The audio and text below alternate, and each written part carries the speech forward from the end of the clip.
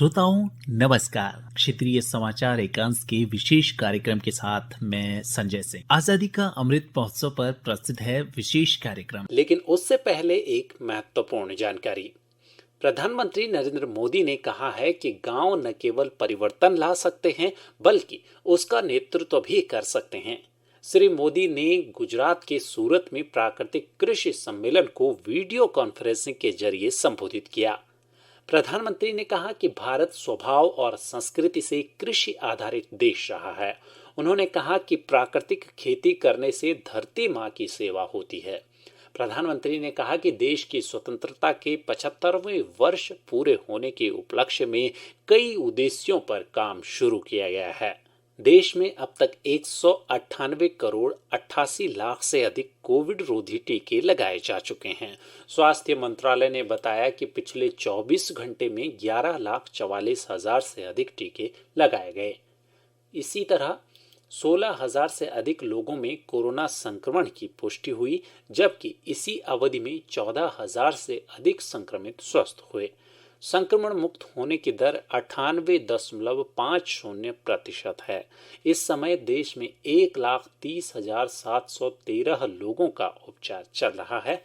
इस महामारी से पिछले 24 घंटे में 26 लोगों की मौत हुई। देश में अब तक 86 करोड़ 68 लाख कोविड परीक्षण कराए जा चुके हैं। प्रधानमंत्री नरेंद्र मोदी ने नए संसद भवन की छत पर राष्ट्रीय प्रतीक चिन्ह अशोक स्तंभ की प्रतिकृति का अनावरण किया। श्री मोदी ने नए संसद भवन के निर्माण कार्य में लगे श्रमजीवियों से भी बात की। 9,500 किलोग्राम कांस्य से बने राष्ट्रीय प्रतीक चिन्ह की ऊंचाई 6.5 मीटर है। इसे संसद की नई इमारत के सेंट्रल कक्ष के शीर्ष पर लगाया गया है। रक्षा मंत्री राजनाथ सिंह ने कहा है कि आर्टिफिशियल इंटेलिजेंस पर विशेष ध्यान देते हुए देश भर में कई रक्षा अनुसंधान विकास संगठन, उद्योग, अकादमी, उत्कृष्टता केंद्र स्थापित किए गए हैं। श्री राजनाथ सिंह ने नई दिल्ली में आर्टिफिशियल इंटेलिजेंस पर पहली संगोष्ठी और प्रदर्शनी का उद्घाटन किया। प्रदर्शनी का आयोजन रक्षा उत्पादन विभाग ने किया है। इस अवसर पर श्री सिंह ने कहा कि रक्षा क्षेत्र में आर्टिफिशियल इंटेलिजेंसी ऐप को बढ़ावा देने के लिए कई कदम उठाए जा रहे हैं। आजादी का अमृत महोत्सव और रक्षा में आत्मनिर्भर भारत पहल को बढ़ावा देने के लिए समारोह के हिस्से के रूप में रक्षा में 75 नव विकसित आर्टिफिशियल इंटेलिजेंस उत्पाद और प्रौद्योगिकी की शुरुआत की गई थी। स्वदेशी विमान वाहक पोत विक्रांत के समुद्री परीक्षण का चौथा चरण सफलतापूर्वक संपन्न हो गया है। इस दौरान विक्रांत के सभी उपकरणों और प्रणालियों का परीक्षण किया गया। रक्षा मंत्रालय ने बताया कि इस महीने के अंत तक इस पोत को सौंपे जाने का लक्ष्य है। इसके बाद इसे अगस्त में आज़ादी का अमृत महोत्सव के तहत बेड़े में शामिल कर लिया जाएगा। विमान वाहक पोत विक्रांत का डिजाइन और निर्माण भारतीय नौसेना और कोची शिपयार्ड लिमिटेड ने किया है, जो आत्मनिर्भर भारत और मेक इन इंडिया पहल का उत्कृष्ट उदाहरण है।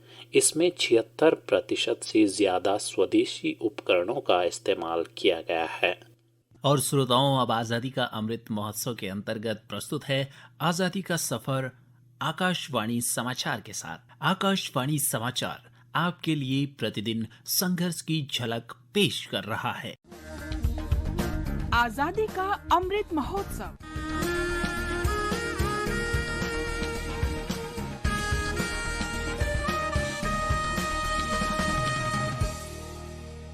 आजादी का सफर आकाशवाणी के संग, एक राष्ट्र का उदय। भारत का गौरवशाली स्वतंत्रता संग्राम आधुनिक विश्व के महानतम स्वाधीनता संघर्षों में शामिल है। आकाशवाणी से हम प्रत्येक दिन प्रस्तुत कर रहे हैं इस संघर्ष की एक झलक।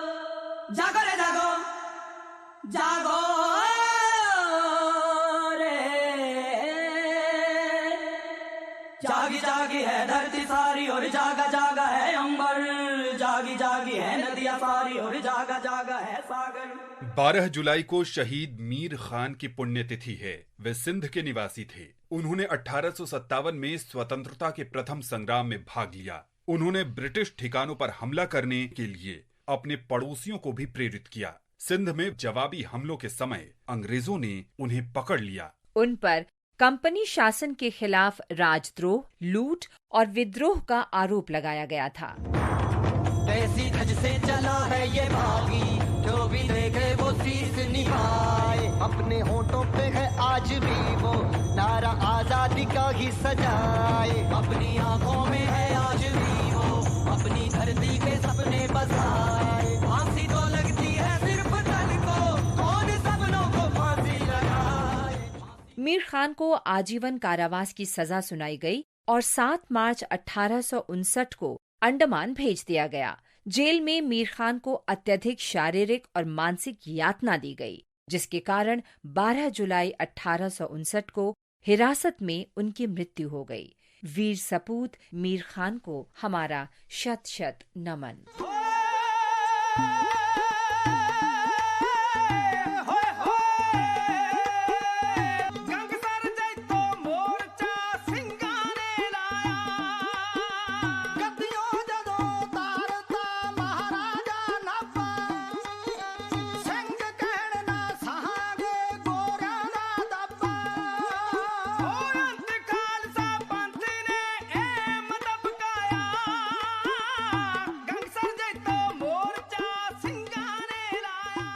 हम शहीद महान सिंह को भी याद कर रहे हैं, जो पंजाब के पटियाला के निवासी थे।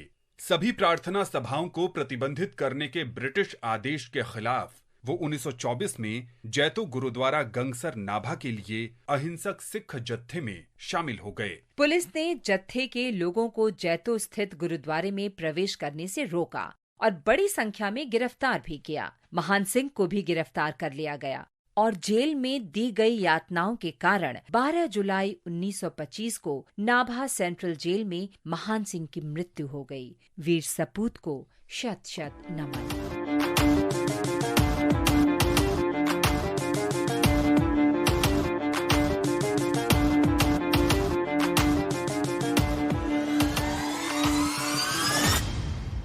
हम स्वतंत्रता सेनानी काली भूषण दत्ता को भी याद कर रहे हैं। वे टिप्पेरा जिले के निवासी थे, जो अब बांग्लादेश में है।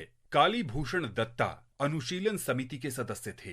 क्रांतिकारी गतिविधियों के कारण उन्हें 11 मार्च 1934 को गिरफ्तार किया गया और कोमिला जेल भेज दिया गया था। 3 महीने बाद उन्हें हिजली कैंप भेज दिया गया। हिजली शिविर में 3 वर्ष बिताने के बाद उन्हें कोलकाता की प्रेसिडेंसी जेल भेज दिया गया, जहां 12 जुलाई 1937 को उनकी मृत्यु हो गई। भारत माँ के वीर सपूत को नमन।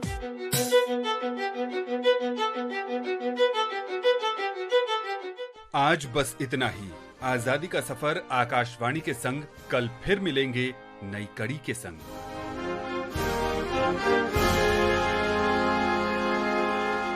तो श्रोताओं, अभी आप सुन रहे थे आजादी का अमृत महोत्सव के अंतर्गत आजादी का सफर आकाशवाणी समाचार के साथ। आज के इस कार्यक्रम में फिलहाल इतना ही। आप अपना ख्याल रखें और मुझे दीजिए इजाजत। नमस्कार।